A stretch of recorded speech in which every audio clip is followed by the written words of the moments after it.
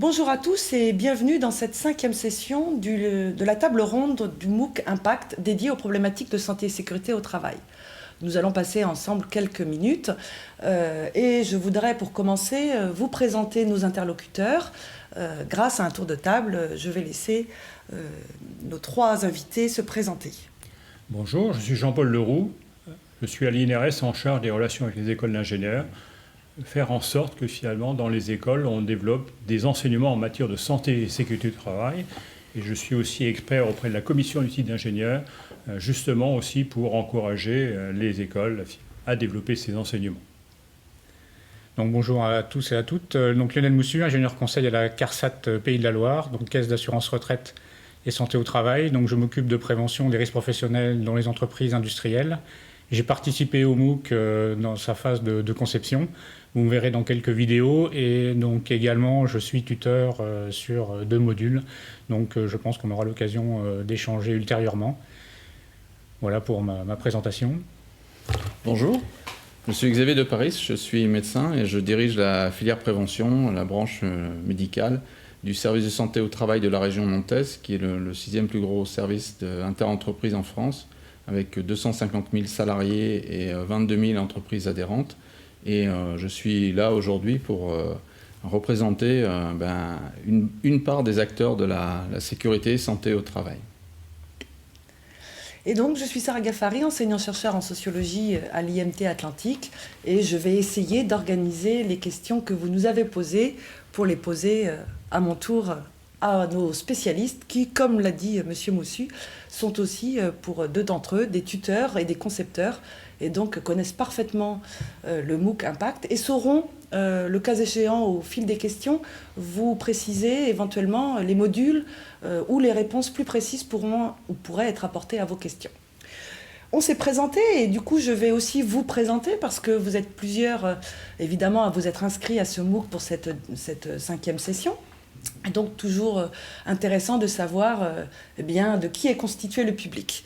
Donc à l'heure où je vous parle, vous êtes 226 inscrits, dont 154 inscrits par leur établissement de formation, puisque, comme le disait Jean-Paul Leroux, de plus en plus les écoles d'ingénieurs et certains masters sont sensibilisés et interpellés par cette question de la santé et sécurité au travail et de la responsabilité de l'ingénieur dans ces problématiques, et profitent du MOOC pour sensibiliser à leur tour leurs élèves, ce qui explique cette forte inscription des élèves ingénieurs. Donc 154 élèves ingénieurs inscrits par leur établissement qui viennent de 7 établissements différents, et puis d'autres apprenants qui sont venus de leur propre initiative, et nous les en remercions évidemment beaucoup. Si on exclut donc ces étudiants qui n'ont pas eu le choix de s'inscrire, vous avez plutôt choisi le parcours consulté. Donc, comme vous avez découvert le MOOC, vous avez vu qu'il y avait plusieurs parcours. Des 3, c'est consulter, échanger ou produire. Vous avez plutôt choisi celui qui est de consulter. Je vous rassure tout de suite, cela ne vous empêche pas de faire les exercices des autres parcours si jamais certaines activités vous intéressent. Alors, qui êtes-vous ? Eh bien, vous êtes principalement des hommes. Alors, est-ce que c'est un effet des écoles d'ingénieurs ? Certainement, puisque 64% des inscrits que vous êtes sont des hommes. Et puis, vous êtes globalement plutôt dans la tranche d'âge quasiment en âge de travailler, ou déjà en âge de travailler, ou travaillant déjà, puisque 22% d'entre vous ont entre 25 et 54 ans, et puis ça monte à 24% si on ajoute les plus de 54 ans, qui sont aussi évidemment en activité. J'ai exclu des pourcentages les 18-24 ans, puisque eux, ce sont plutôt nos élèves ingénieurs.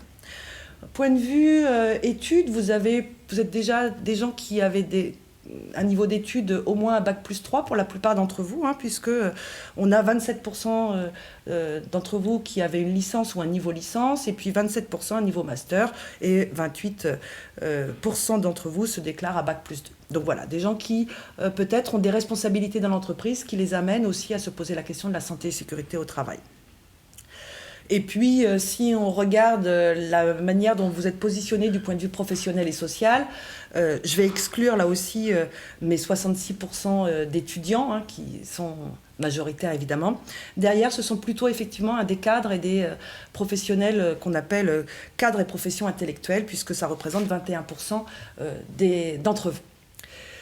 Si ensuite on s'intéresse à finalement ce qui vous a conduit à vous inscrire à ce MOOC, on se rend compte que pour la plupart, contrairement à ce qu'on a pu voir à la dernière session, vous êtes plus nombreux à avoir déjà quelques petites connaissances en santé et sécurité au travail et à les utiliser de manière partielle et du coup vous voulez un petit peu approfondir.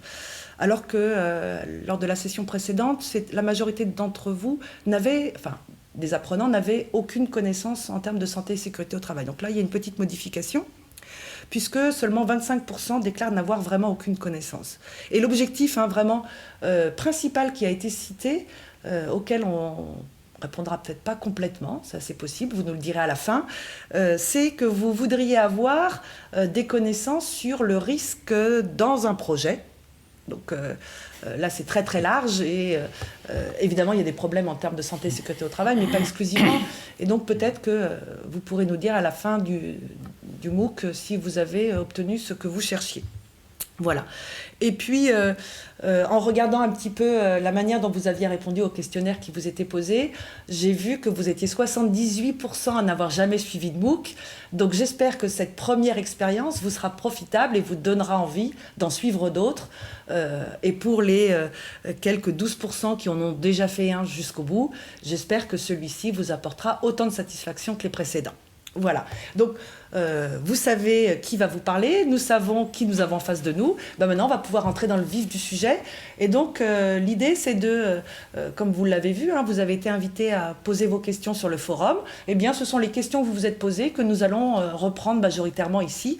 Alors, elles sont de nature très diverse. On constate peut-être une chose un peu différente des années précédentes, c'est que cette année, ou cette session, vous êtes particulièrement sensible à plutôt l'aspect santé que l'aspect sécurité. Mais on y reviendra ultérieurement. Donc, une première question pour se mettre dans le bain. Donc, c'est Michael qui s'interroge en disant mais finalement, pour tout ce qui relève de la santé et la sécurité au travail, est-ce qu'il n'y a que le CHSCT qui soit l'acteur légitime pour s'en soucier, ou est-ce qu'il y a d'autres acteurs, voire d'autres moyens qui sont mis en œuvre ? Donc là, je vous propose de répondre chacun de votre point de vue, puisque vous occupez chacun des positions différentes dans le système de santé et sécurité au travail. Ça peut être intéressant d'avoir vos éclairages. Merci.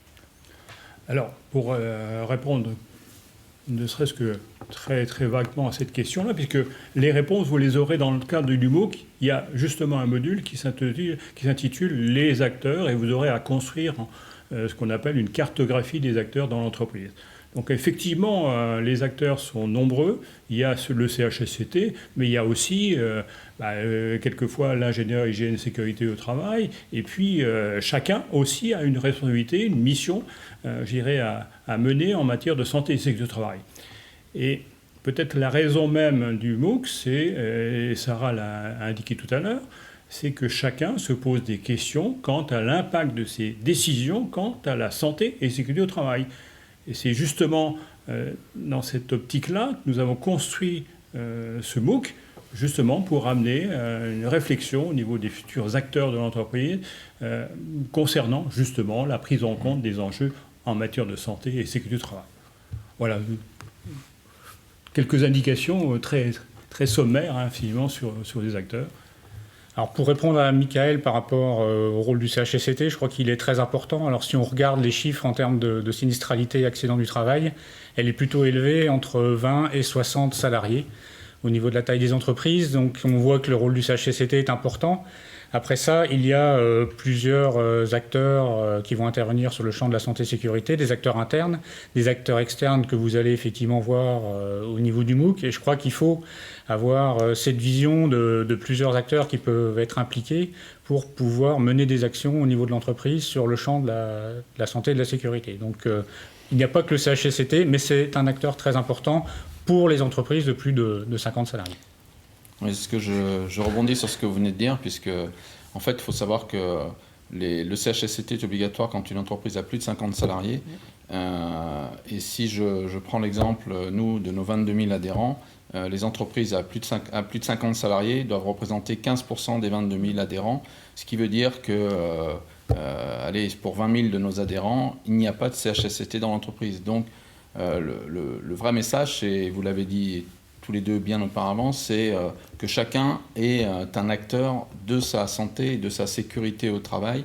Évidemment qu'il faut des relais en entreprise, et le CHSCT est un relais, une plateforme absolument essentielle, mais ce n'est pas le seul relais, la seule plateforme existant dans l'entreprise, et ça ne peut pas n'être que le CHSCT. Et bien sûr, pour ceux qui s'interrogeraient sur ce qu'est le CHSCT, je vous invite à regarder le glossaire du MOOC. Il faut aller chercher l'information. Mais si vous cherchez un comité d'hygiène, vous allez trouver quelque chose. Toujours dans le registre des dispositifs, c'est Émilie qui vous interroge en disant finalement le document unique, ça a été évoqué en préambule dans la présentation du MOOC, mais est-ce que toutes les entreprises ont l'obligation de mettre en place ce document unique? Donc vous avez déjà en partie évoqué les obligations légales, mais est-ce que vous pouvez aller... Je laisserai les deux autres acteurs à intervenir sur le document unique, mais je dirais que le document unique, oui, c'est obligatoire dans toutes les entreprises, et en pratique, il n'est pas présent dans toutes les entreprises, loin de là. Ça, c'est la vérité du terrain. Et le document unique, et je m'arrêterai là, le document unique, c'est quelque chose de vivant. C'est pas un document figé, c'est quelque chose qui doit vivre, et il doit être animé, en particulier, on a parlé du CHSCT, mais en fait, c'est le témoin d'une stratégie de prévention en marche. Voilà. Donc de manière dynamique, oui, et toujours en train de s'améliorer. Et en permanence en marche. Voilà. Donc effectivement, je rebondirai sur ce que vous venez de dire. Donc le document unique, c'est une obligation réglementaire.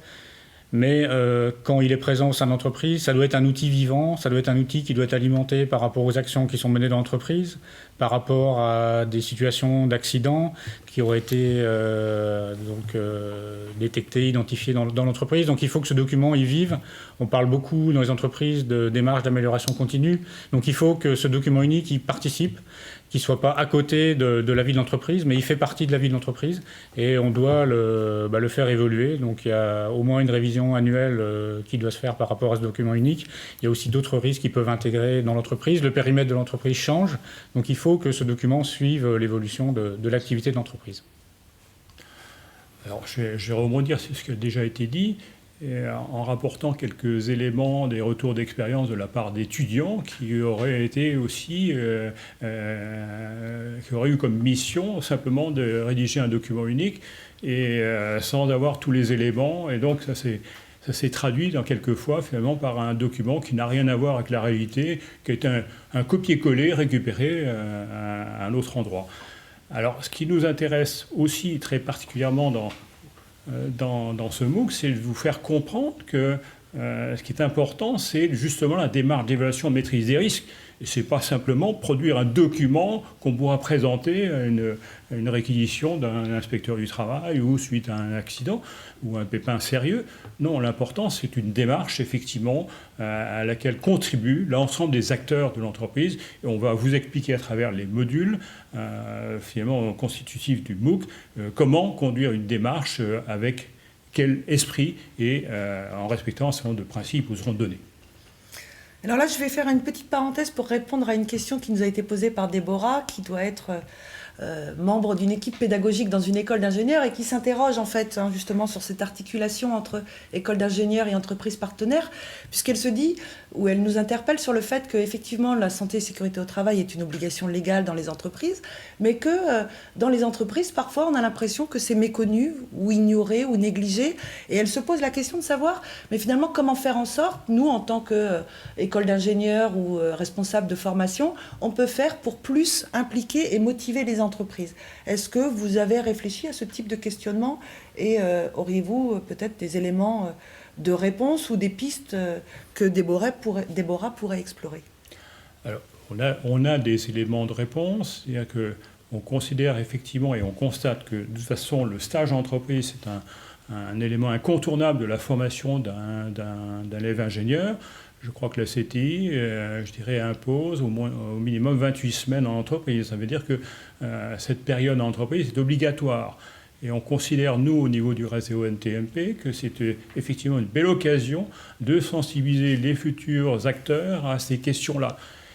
Et l'idée sur laquelle on travaille, c'est de faire en sorte que finalement la question de la santé et du travail soit examinée de toute façon, quelle que soit la configuration, quelle que soit l'entreprise, que ce soit examinée et discutée dans le cadre des échanges avec les équipes pédagogiques suite au stage en entreprise, quel que soit le niveau d'avancée de l'entreprise. Parce qu'on a vu aussi qu'effectivement, certaines sont un peu réticentes. Est-ce que finalement, il y a un retour, une remontée de ce qui se passe réellement sur le terrain? Mais on pense que, en mobilisant les acteurs, on pourra faire bouger un peu les lignes. Et dernier commentaire aussi, parce que par rapport à finalement cet aspect-là, on imagine aussi qu'en travaillant sur la formation initiale des acteurs, donc des futurs ingénieurs, eh bien, on aura aussi un impact à terme sur la maîtrise des questions de santé du travail en entreprise, pour demain. Voilà un peu le pari que finalement on s'est donné. Mais c'est vrai que si je fais un petit bilan, moi j'ai eu une formation d'ingénieur, mais sans avoir eu, d'information ni de cours sur la santé-sécurité. Donc c'est des choses qu'on apprend, qu'on va aller en entreprise, mais je crois que c'est de plus en plus important que cette thématique soit traitée dans le cadre du cursus d'ingénieur pour amener aussi dans chaque projet d'entreprise, dans chaque modification, dans chaque analyse de situation de travail, aussi l'élément santé-sécurité, prendre en compte donc les conditions réelles du travail pour que ça puisse être intégré et amélioré.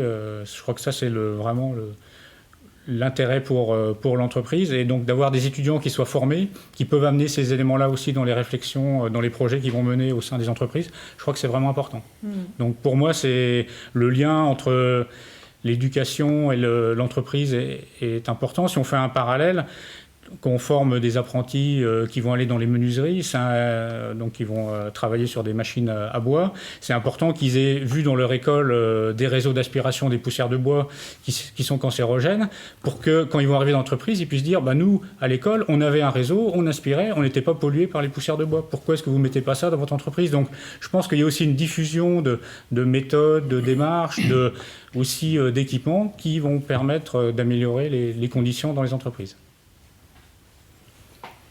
Je rajouterais simplement que la santé-sécurité, oui, c'est pas un plus, c'est vraiment, ça fait partie du travail et ça participe à un meilleur travail pour tout le monde. Évidemment que la sécurité, c'est très important. Un accident, c'est toujours dramatique pour celui qui subit l'accident, pour l'équipe qui va vivre l'accident et pour l'entreprise. Et c'est évitable, donc tout mettre en place pour qu'un accident survienne, je crois que ça doit, à mon avis, forcément faire partie de la culture, du savoir-faire et du faire de l'ingénieur en entreprise. Et puis, la santé, c'est aussi, je dirais, perçu peut-être par les ingénieurs, l'accident, c'est ce qui va arriver immédiatement. L'impact sur la santé, c'est ce qui va arriver en décalé 10 ans, 15 ans, 20 ans plus tard, suite à des expositions, on parlait des poussières de bois. C'est le cancer qui va arriver après 20 ou 30 ans de métier. Là aussi, il y a des moyens de prévention qui existent. Les mettre en place, ça part du respect du salarié, et le respect du salarié, le respect du travailleur, forcément il vous est retourné par une meilleure ambiance et finalement, je dirais, un meilleur rendement au travail, et tout le monde est gagnant. Voilà. Mais vous serez quand même d'accord avec nous pour dire que c'est parfois difficile de faire entendre cette problématique lorsqu'il s'agit d'envoyer des élèves en stage et qu'on leur demande de traiter ce type de problématique. C'est vrai que, comme l'évoquait Jean-Paul, parfois les retours des entreprises sont plutôt réservés, pour ne pas dire plus, quant au fait de laisser des informations à disposition pour pouvoir traiter de ces questions. Donc je pense qu'effectivement, on a encore du chemin à faire. Mais peut-être que nos futurs ingénieurs seront plus sensibles à ces questions. Et du coup, j'aimerais bien rebondir sur ce que vous venez de dire, globalement, puisqu'on a parlé du risque d'accident, etc. Et c'est Claire qui nous pose une question qui va un peu dans ce sens, en disant, finalement, quand on parle de santé et sécurité au travail, assez rapidement, on pense à l'accident et à se protéger du risque donc à se protéger plutôt physiquement.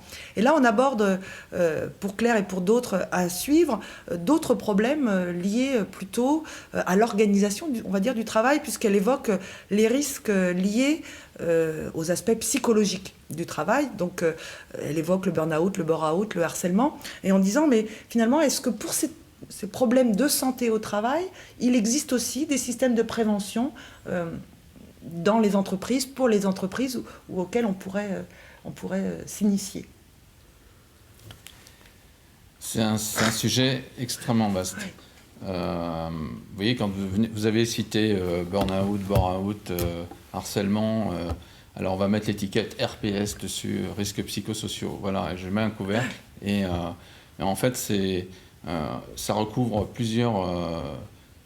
plusieurs entités médicales, les nosologiques, si je veux parler comme un scientifique, pour vous dire que par exemple le burn-out n'a pas de définition précise aux yeux de l'Académie nationale de médecine, et donc on le situe aux environs d'une dépression réactionnelle au travail. Les psychologues vont vous dire que si le burn-out existe, les choses ne sont pas évidentes. Déjà, quand on parle du phénomène. Sa prise en compte dans les entreprises, oui, évidemment qu'il faut prendre en compte le risque psychosocial dans les entreprises qui a un coût énorme pour les salariés, qui a un coût énorme pour l'entreprise et pour la société en général. Mais je dirais qu'avoir une stratégie, vous dire qu'il existe une stratégie globale, non. Une sensibilisation des cadres et à travers ce MOOC, c'est très bien, vous l'aurez et c'est indispensable. Je pense que maintenant on ne peut plus ignorer cette dimension-là dans le travail. Une sensibilisation aux cadres, une formation des cadres pour avoir une organisation du travail qui ne soit pas génératrice de RPS, c'est très bien. Sensibilisation des salariés aussi aux premiers signes de survenue. Un burn-out, ça peut être dramatique pour quelqu'un, ça peut être la fin de sa carrière professionnelle, tout simplement. Donc c'est toujours, ça peut être très, très, très important. Mais la réponse, je dirais elle vient entreprise par entreprise, suivant l'organisation du travail, le type de travail, la catégorie de l'entreprise, pour l'organisation du travail. Donc il n'y a pas de règle générale. Donc je m'arrête là, je laisse la parole. Alors là, je vais peut-être prendre la casquette de préventeur. Donc pour un préventeur, les risques psychosociaux, ils doivent donc être pris en compte comme les autres risques, donc avoir une démarche primaire, donc d'analyse des facteurs qui ont conduit ou qui peuvent conduire à des situations compliquées comme des burn-out, comme des situations de harcèlement. Et après, donc il faut avoir une méthode pour pouvoir analyser ce qui a conduit à ces dysfonctionnements et regarder les facteurs organisationnels, humains et comment améliorer globalement le fonctionnement de l'entreprise. Ce sont des situations individuelles, mais qui finalement sont liées à des situations organisationnelles dans l'entreprise. Donc il faut ramener ça à la situation de travail, analyser. Et l'objectif, c'est d'agir avant que ça se produise, donc d'être vraiment sur l'action de prévention plutôt que de l'action de correction. Actuellement, on est plutôt sur une action de correction dans des démarches RPS, ce qui est dommage. Il vaut mieux en amont réfléchir sur l'organisation. Ouais, simplement, pour compléter ce qui vient d'être dit, il faut aussi convenir que pour un ingénieur, ce sont des sujets qui sont un petit peu plus délicats. Autant, je dirais, en matière d'accident du travail, voire de maladie professionnelle, il y a des choses qui sont cadrées. Il y a des définitions qui sont claires, il y a des tableaux de maladies professionnelles. Et pour ce qui relève finalement de la santé psychique, le burn-out, il n'y a pas de tableau de maladie professionnelle. La souffrance au travail, ça n'est pas matérialisé. Donc en fait, comment prendre cet objet-là, c'est effectivement très, très difficile. Et pour un ingénieur, il est un peu déstabilisé. Par contre, quand on commence à regarder finalement le stress au travail, qu'on observe, finalement, c'est un facteur qui peut conduire à des troubles musculo-squelettiques, je dirais l'ingénieur, il commence à y retrouver des repères là, pour l'action. Alors simplement, pour donner aussi un témoignage personnel, j'ai participé aussi à un CHSCT ou à plusieurs CHSCT relativement récemment où les sujets liés en fait aux risques psychosociaux, c'était les sujets les plus délicats à aborder pour ensuite enclencher sur une démarche globale qui s'inscrit dans la pérennité aussi et mobiliser tous les acteurs. On sait qu'il y y a encore pas mal de chemin à faire. Et c'est vrai que si vous avez suivi l'actualité, de temps en temps, il y a au niveau des politiques la volonté, pourquoi pas, d'essayer de faire reconnaître le burn-out comme une maladie professionnelle. Et ça, je ne suis pas certain qu'on arrive, je dirais, à la fin de la démarche rapidement. Voilà. Il me semble que de toute façon, la reconnaissance de certains troubles comme maladie professionnelle est toujours long, comme processus. Hein. Actuellement, Donc là, ils peuvent être déclarables sous la forme de maladie à caractère professionnel, mais ils ne sont pas reconnus au sein d'un tableau. Voilà. Donc effectivement, et comme ça a été souligné à plusieurs reprises par nos différents invités, ces problématiques-là qui sont de l'ordre de l'organisation du travail nécessitent de prendre des contextes vraiment plus globaux en termes d'entreprise, qui sont difficiles à gérer de manière très factuelle dans un MOOC. Donc là, c'est plus autour d'enseignement, d'approfondissement que les questions pourraient être traitées, parce que il y a besoin d'interaction, il y a besoin d'exemples, il y a besoin vraiment de rentrer dans la nuance, et ce qui n'est pas forcément toujours possible. Donc là, sur ces questions-là, vous n'aurez pas forcément les réponses à toutes les questions que vous pourriez vous poser. Et puis, pour continuer sur le même registre, des choses qui émergent ou qui posent question aujourd'hui plus que ça ne le faisait hier, il y a Mathias qui nous pose une question liée à l'évolution de l'environnement de travail, et notamment, il s'interroge sur la place du numérique et évidemment de l'utilisation d'un ordinateur notamment, mais pas seulement, en disant, mais finalement, est-ce que ces questions de l'intrusion ou de la généralisation du numérique est prise en compte dans la réflexion autour des problématiques de santé et sécurité au travail? Donc là, je pense qu'il y a plusieurs réponses qui peuvent être apportées. Alors moi, je ne vais pas répondre dans les détails, simplement, je fais partie de l'INRS, et l'INRS, c'est recherche, c'est imaginer ce que sera demain. Et là, on essaye finalement de regarder, d'imaginer les évolutions du travail à horizon 2020-2025. Qu'est-ce que sera le travail, dans quelle organisation, l'évolution du numérique effectivement. Et là, sur un autre registre, on a aussi partagé quelques réflexions, ne serait-ce que sur l'évolution des grandes écoles en matière de numérique, où on imagine que finalement peut-être qu'il n'y aura plus d'école demain, tout simplement. Donc les frontières, les murs autour des usines qu'on pouvait constater il y a quelques années, petit à petit ça s'effrite, et les frontières finalement du travail, aujourd'hui ça s'estompe. Ce sont en fait les vides poreuses, et voilà, il faudra aussi justement s'attacher à évoluer, à s'adapter. Alors si je prends juste un exemple par rapport à l'apport du numérique, c'est qu'on voit des entreprises en fait, qui mettent en place le télétravail. Alors si on regarde d'un point de vue des risques, on réduit le risque routier, on permet à la personne de travailler dans de meilleures conditions. Donc un effet positif. Après ça, cette personne, elle va travailler 2 jours peut-être par semaine à l'extérieur de son entreprise. Il ne faut pas qu'elle se sente exclue de son équipe. Il faut qu'on garde le lien. Donc, je reviens un petit peu à la question de tout à l'heure, c'est les risques psychosociaux, c'est qu'il faut aussi que ça soit organisé et que tout ça, ça rentre dans un cadre d'organisation, de veiller à ce que la personne se sente bien, qu'elle ne se sente pas isolée dans son travail et qu'elle participe à la vie de l'entreprise comme les autres. Donc, voilà une des réponses, je dirais, par rapport à l'apport du numérique. Oui, je dirais qu'il faut une vigilance avec cette évolution du numérique. C'est clair, je crois que on sera tous d'accord là-dessus. Après, ça évolue très, très, très vite. Ce qu'on constate, c'est que sur le plan humain, en tout cas, au niveau des cadres, le numérique a accéléré la charge mentale, la charge cognitive d'une manière quasi exponentielle sur les 20 ou 30 dernières années. Et on en parlait avant la table ronde, mais dans la nouvelle loi travail, vous aurez tous remarqué qu'il y a cet article qui nous parle du droit à la déconnexion, qui n'est pas si anodin, parce qu'il pose la question même de sa possible mise en place dans certaines entreprises et de sa réelle mise en place au niveau du travail des cadres, par exemple. On verra, l'avenir nous le dira, mais c'est pas aussi simple. Ouais. Voilà. Bah, c'est vrai que d'autant plus si on parle des cadres, le fait que le cadre soit considéré comme ne comptant pas son temps de travail, ça fait partie des représentations qu'on a du cadre. Ouais. La séparation de la vie professionnelle et de la vie personnelle se faisait par la sortie de l'environnement de travail. Aujourd'hui, le travail rentrant de plus en plus dans le milieu personnel et étant encouragé. Le télétravail a aussi certains avantages, mais du coup, quand est-ce qu'on arrête le travail? C'est des vraies questions qui, pour l'instant, sont loin d'être closes, me semble-t-il. Mais quelqu'un qui travaille pour l'Asie le matin, l'Europe la journée, Ouais, tout à et fait. après les États-Unis le soir, il peut recevoir des mails en permanence. Donc il y a un moment, il faut aussi Ouais. qu'il puisse déconnecter et qu'il puisse se reposer. Voilà, Qu'il puisse avoir le droit de le dire. le droit de le dire à un moment. Et c'est, Ouais. voilà. Le droit de ne pas répondre. de ne pas Voilà, répondre. exactement, le droit de ne pas répondre.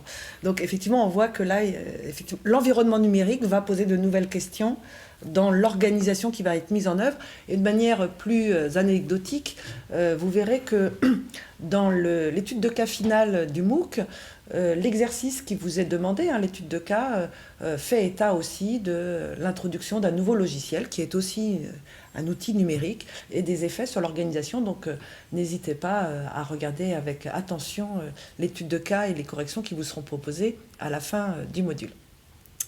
Toujours dans l'évolution ou ces questions de santé, plus que sécurité au travail, Kylian nous pose la question, et on n'est pas loin de ce qu'on a vu précédemment, du stress engendré par la surcharge de travail. Donc là, c'est vraiment cet aspect-là. En disant, mais finalement, quand on voit que les gens sont en état de souffrance ou de surcharge et donc de stress, est-ce que ce ne serait pas, je cite la question, est-ce que la SST ne devrait pas pousser auprès de l'employeur pour une embauche? Donc voilà, une des solutions proposées, ce serait de dire, si on constate que les gens travaillent trop, est-ce que c'est pas du ressort de la SST? Alors, je pense que Kylian a voulu dire du ressort des acteurs qui portent cette problématique en entreprise, parce que la SST en elle-même, ça n'existe pas.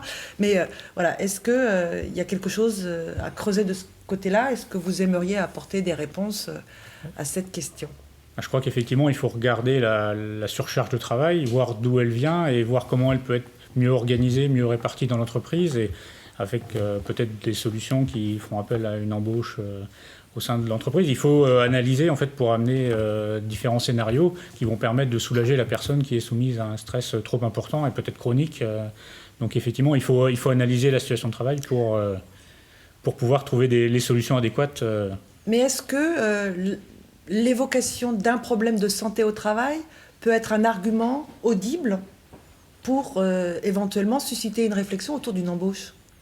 Oui, enfin, de manière très indirecte.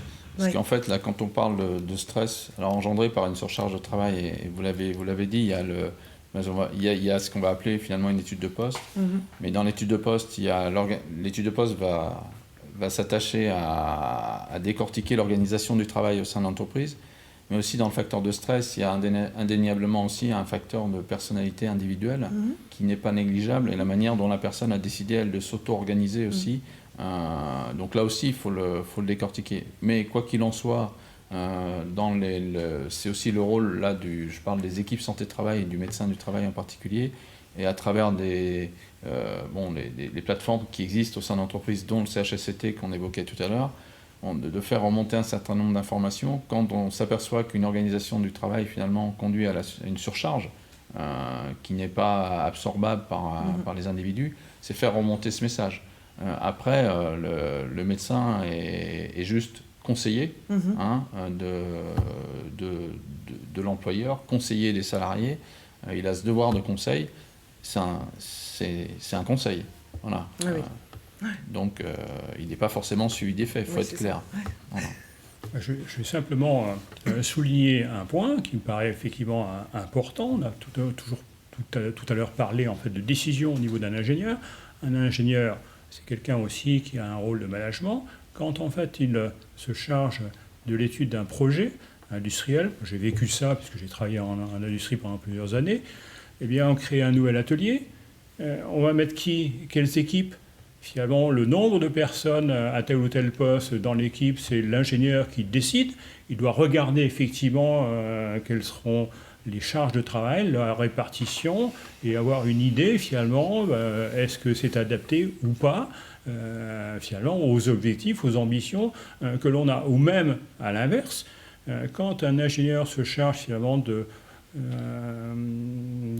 réduction, de faire des économies, tiens, là, il y a 4 ou 5 personnes, peut-être qu'il y en a un peu trop, là on va essayer de réduire et puis on va voir ce que ça donne. Là, justement, ce qu'on cherche à faire, c'est qu'une réflexion en préalable, en disant, attention, quelle sera la charge de travail des uns et des autres, quelle sera l'organisation la plus adaptée, pour éviter justement ce type d'impact sur la santé. Donc c'est bien dans le rôle, dans les missions de l'ingénieur, de se préoccuper de ces enjeux. C'est aussi, c'est des messages qu'on voudrait faire passer. Alors là, on va se trouver confronté à un problème, c'est-à-dire que l'ingénieur, il est soumis à une injonction paradoxale, quelque part, où il est évalué pas sur sa réussite en termes de santé et sécurité au travail, mais bien sur des questions qui sont liées à, finalement, comment j'ai augmenté la productivité, comment j'ai augmenté ma marge de manœuvre, enfin ma marge financière. Donc, je pense que ça rejoint aussi la question qui nous était posée tout à l'heure sur comment impliquer les entreprises dans cette réflexion, c'est-à-dire... quand il y a des arbitrages à faire, comment est-ce qu'on peut, quand on est un jeune ingénieur, un peu peut-être pris entre des injonctions qui, d'un point de vue humain, j'aurais bien envie que tout se passe bien pour l'ensemble des personnes, mais d'un point de vue cadre de l'entreprise, ce qu'on me demande, c'est pas ça. Donc là, je me fais l'avocat du diable, mais... Il y a un difficile équilibre à trouver, effectivement, mais en tout cas, il existe quand même un certain nombre de leviers, je dirais, plusieurs études qui démontrent qu'un travailleur, on va dire... qui dans un bon environnement de travail au sens physique et mental du terme, travaille bien mieux que quelqu'un qui est dans un mauvais environnement. Et là, il y a une série d'études dans plusieurs milieux qui ont été réalisées et qui le démontrent. Et finalement, cet investissement au départ, c'est vrai pour l'employeur, se retrouve à l'arrivée avec une bien meilleure qualité, quantité de travail à la fin. Mais effectivement, quand je me mets à la place d'un cadre responsable, ingénieur, à qui on dit, dans votre exemple, ils sont 5 dans le service, s'ils étaient 4, ce serait bien. Voilà. Après, c'est toute la réflexion à l'organisation du travail des 4. Donc là, en termes de répartition de la charge de travail, ce ne sont pas des solutions évidentes. Et je crois qu'on ne donnera pas de solution ici. Oui. Non, tout à fait. Mais de toute façon, il n'y a pas une solution. Malheureusement, c'est pour ça. Voilà. C'est le principe de réalité, là, on le sait tous. Oui. On ne va pas l'ignorer.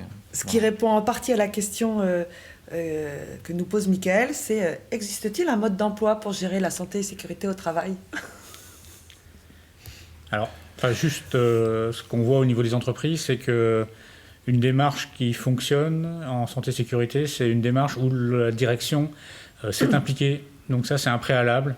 Et on voit que quelquefois, effectivement, des personnes dans l'entreprise peuvent vouloir travailler sur la thématique si la direction n'est pas partie prenante, parce que derrière, il va falloir des ressources, peut-être des décisions sur les investissements, des nouveaux logiciels. Donc il faut que la direction soit partie prenante. Après, il faut que cette direction puisse s'appuyer sur des acteurs internes et externes, donc une montée en compétences sur le champ de la santé-sécurité, si ce n'est pas présent déjà dans l'entreprise. Donc je dirais qu'il n'y a pas de mode d'emploi, mais par contre, il y a des facteurs qui vont privilégier la démarche. Qu'il faut donc savoir identifier pour pouvoir les mettre en œuvre. D'accord. Ouais. Sinon, vous avez des recettes ? C'est vrai ce que disait Lionel, en soulignant aussi qu'on considère qu'une démarche participative, en associant l'ensemble des opérateurs, des salariés à une démarche, alors c'est peut-être finalement de l'ordre de la recette, ça, ou du savoir-faire que l'on encourage vivement. Et si vous regardez, vous intéressez à l'évolution de la réglementation, on voit aussi que il y a quelques dizaines d'années, on était sur des solutions techniques. Aujourd'hui, on est plus sur des objectifs, des principes. Et donc, on est plus sur des solutions à appliquer telles que. Il y a effectivement une construction, une réflexion au cas par cas à mettre en œuvre. Moi, je pense que vous avez dit l'essentiel, c'est que s'il n'y a pas la volonté des dirigeants et de l'employeur, il n'y aura rien derrière, de concret et de réel. Voilà, on peut avoir un paravent, quelque chose voilà, qui donne une couleur, une odeur, mais derrière, rien de concret. S'il n'y a pas la volonté de l'employeur de réellement s'investir dans la matière, ce sera difficile. Voilà. Donc, ça répond en partie à la question qui nous était posée aussi qui doit porter un message fort pour que ce soit audible. On entend que c'est plutôt du côté de la direction. Et du coup, ça m'amène à une autre question qui est finalement tout ce qui est autour aujourd'hui des réflexions en termes de responsabilité sociale des entreprises. Est-ce que ça aide à réfléchir de manière plus au niveau des directions? Voilà. Est-ce que la santé et sécurité au travail fait finalement aujourd'hui partie intégrante de ce que les dirigeants ou décideurs peuvent appeler la responsabilité sociale de l'entreprise? Alors il y a un exemple récent dans l'actualité, c'est un grand groupe du BTP qui a choisi de ne pas construire un mur du côté de l'Atlantique pour respecter ses salariés et ne pas les amener à construire un mur pour lequel ils ne seraient pas forcément d'accord. Donc on voit que la responsabilité sociétale des entreprises, elle est plus vaste. Donc l'entreprise, elle a effectivement des actionnaires. Elle a les clients, mais elle a aussi ses salariés. Et je crois qu'il faut aussi qu'elle prenne en compte l'ensemble pour pouvoir effectivement continuer de manière efficace à progresser. D'accord. Je pense qu'effectivement, il y a une évolution, je dirais, progressive dans ce domaine où la pression des conseils d'administration, des actionnaires, fait que petit à petit, il y a une volonté de prendre en considération cette responsabilité sociétale, voire sociale, puisque les salariés, ça fait partie aussi des préoccupations qu'on doit avoir. Et petit à petit, il y a effectivement des approches qui convergent, des réflexions qui convergent justement pour dire on ne peut pas laisser de côté finalement ces aspects-là. On doit aussi, si on veut considérer en fait l'environnement, le respect de la planète, on doit commencer aussi par respecter les personnes qui sont aussi dans notre environnement proche, en l'occurrence les salariés tout simplement. D'accord. Et pour terminer quasiment, Alan nous a posé une question qui est très contextualisée, donc je vais vous résumer un petit peu le propos. Alors on va passer plutôt outre-Atlantique, voilà. Il fait un parallèle avec ce qui se passe aux États-Unis en évoquant le discours autour du bien-être au travail, la mise en œuvre de salles de gym, de cuisine aménagée, d'espaces de relaxation, en disant mais finalement cette question du bien-être au travail, on ne peut que s'en réjouir, il n'y a pas de problème, quoique. Et le quoique étant relié au fait que, eu égard à cette préoccupation en termes de bien-être au travail, il y a aussi un risque de dérive, d'intrusion dans la vie personnelle des gens, puisque il prend différents articles qu'il cite, et je vous invite à regarder sa question et puis les articles qu'il cite, en disant mais finalement on en arrive quand même à une sorte de dérive où on va faire signer à des salariés, là il prend l'exemple d'enseignants à Chicago, des engagements où ils encourent une amende de $550 si jamais ils ne respectent pas le programme de coaching qui leur est demandé en termes de santé, qui inclut par exemple des mesures de leur taux de cholestérol, de leur pression artérielle ou autre type de mesures de santé. Donc la question que pose finalement Alan est de dire quand je regarde le début du MOOC, je vois que votre préoccupation constante, c'est l'amélioration continue des conditions de travail, des efforts croissants dans le domaine de la santé et sécurité au travail.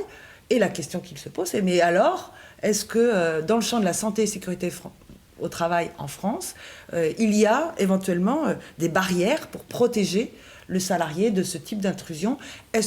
Derrière, est-ce qu'on est dans les mêmes problématiques que ce qui peut se poser aux États-Unis? Donc là, ça ouvre un peu le débat, mais je trouvais que le propos était intéressant, donc je vous laisse réfléchir à la question. On n'est pas tout à fait dans le même contexte, en particulier dans le domaine de la santé. Aux États-Unis, le système de santé fait que l'entreprise participe largement à la prise en charge des soins des salariés et de leurs familles. Donc là, l'entreprise est, je dirais, dans l'exemple qu'il cite, en tout cas, à mon avis, directement intéressée à ce que les salariés s'engagent dans un programme de prévention des risques, puisque si l'entreprise est directement, est le payeur pour la prise en charge des soins, évidemment, c'est d'autant qu'elle va pouvoir s'économiser. Après, en termes de contractualisation entre une personne et son employeur, c'est le contrat de travail aux États-Unis. il n'a pas le même sens là-bas que chez nous en France, où il est quand même encadré en Europe, hein, dans une loi. Là, on est dans une intrusion, en fait. Ça revient un peu par analogie au numérique, hein. C'est la porosité entre le monde du travail et la vie privée, où finalement le salarié, il est aussi bien acteur de la société ou de son employeur, aussi bien chez lui que... voilà. Donc, pour l'instant, je fais ce constat aux États-Unis, mais oui, mais en France, on n'en est pas là, je pense pas. Et ce qui n'enlève rien, et là, c'est quand même le point que je veux souligner, à l'intérêt quand même de la qualité de vie au travail. Voilà, alors on parle beaucoup de qualité de vie au travail, certainement pour rebondir aussi sur le fait que vis-à-vis des RPS, on dispose de peu de réponses, donc on insiste beaucoup sur qualité de vie. Voilà. Mais la qualité de vie au travail, c'est quand même aussi un moyen de faire de la prévention pour les RPS. Bien sûr, moi je traduis qualité de vie au travail dans la prévention actuellement de quels sont les grands domaines, grands domaines pathologiques qu'on va rencontrer dans le monde du travail actuellement. C'est TMS, RPS, voilà, en dehors d'accidentologie, mais sur les TMS, RPS. Les deux sont très liés, vous l'avez dit, hein, il y a une interaction forte, hein, environ 30% des TMS, RPS et RPS, TMS, donc c'est vraiment une interaction très très forte entre les deux. Donc là, la prévention, oui, par la qualité de vie au travail, oui, et la vraie qualité de vie au travail, si on revient à ce qu'on disait il n'y a pas 5 minutes, c'est la vraie volonté de l'employeur d'une vraie qualité de vie au travail, c'est-à-dire d'une vraie stratégie de prévention de prévention et de prise en compte du salarié dans son milieu de travail. Le travail doit être adapté à l'homme et pas l'inverse. Oui. Voilà. On ne peut qu'abonder à ce discours. Ouais, simplement souligner que, moi, ce que j'ai compris, chacun effectivement a son point de vue sur ce type de questions. Notre approche en matière de prévention vise essentiellement à travailler sur la situation de travail. Et en France, on est un peu réticent à travailler sur l'opérateur. Alors, il faudrait qu'il se mette en forme, qu'il fasse de la gymnastique, etc. Donc là, chaque fois que finalement des actions, je dirais, visent l'opérateur, on est assez frileux. Donc, vous le verrez aussi dans le cadre finalement simplement d'une analyse d'accident. C'est un peu la même logique. Quelles sont les causes qui ont provoqué finalement, qui sont à l'origine de l'accident et on soulignera par exemple certaines expressions. Il s'est blessé comme s'il l'avait fait volontairement. Mais non, c'est sa situation de travail, des événements qui ont fait qu'à un moment donné, il a été impacté par un événement dangereux et il s'est trouvé blessé par des situations particulières. Donc on est dans cette logique-là. Essayons de travailler le plus en amont possible sur la situation de travail, de telle façon que finalement, que ce soit Pierre-Paul Jacques, un ou deux acteurs, différents opérateurs, ça ne changera rien. C'est la situation de travail qui est à l'origine, principalement, évidemment, d'impact sur la santé. Merci. Avant de vous libérer et de libérer nos apprenants, j'ai envie de vous poser la question de savoir si vous aviez un message que vous aimeriez que ceux qui nous écoutent retiennent, soit pour les encourager à aller voir le MOOC et à le suivre, soit plus généralement autour de la santé et sécurité au travail. Finalement, si vous aviez un message à faire partager, ce serait lequel, par exemple? Moi, je dirais que ce MOOC, je crois que pour eux et pour nous, c'est une formidable occasion pour qu'ils deviennent des vrais relais en santé au travail une fois le MOOC terminé et qu'ils soient convaincus de l'intérêt qu'ils ont à investir ce domaine, voilà, et tout au long de leur vie professionnelle. Merci. Ouais, je dirais la même chose. En fait, tous acteurs de la santé-sécurité, et notamment dans l'entreprise, mais pas que, hein, ça peut être aussi dans la vie quotidienne. Et ça donne des outils, ça donne des démarches pour pouvoir, après, poursuivre ces actions en santé-sécurité. Je crois que si vous avez l'ambition d'être performant dans votre futur ou dans vos futurs métiers, la prise en compte de ces enjeux-là, c'est incontournable. Et de toute façon, vous ne serez pas tout seul finalement à traiter ces questions-là. Vous aurez un certain nombre d'acteurs qui pourront vous aider finalement dans vos missions. Et ça, c'est peut-être un des messages que je voulais faire passer. Ne pas être seul dans la situation. Eh bien, je vous remercie tous les trois pour la richesse de vos réponses et j'espère l'intérêt que vous y avez trouvé. Je vous remercie d'avoir assisté à cette table ronde et aussi aux questions que vous avez posées qui, vous l'avez vu, suscitent des réflexions et sont loin d'être complètement closes. Merci de votre attention et surtout bon MOOC. Au revoir. Au revoir. Au revoir.